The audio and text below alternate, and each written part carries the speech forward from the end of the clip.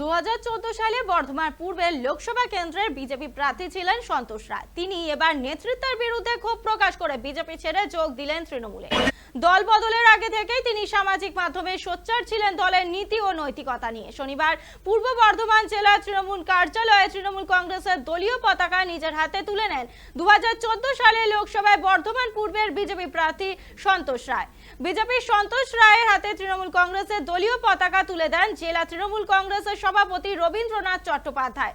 উপস্থিত ছিলেন রাজ্যের মন্ত্রী স্বপন দেবনাথও।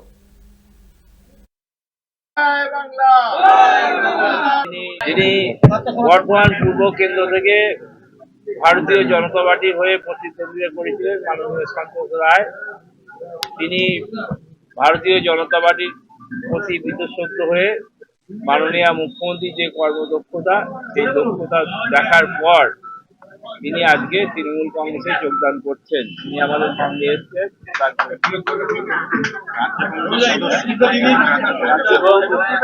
এবং এখনো তিনি ভারতীয় জনতা পার্টির রাজ্য কমিটির সদস্য।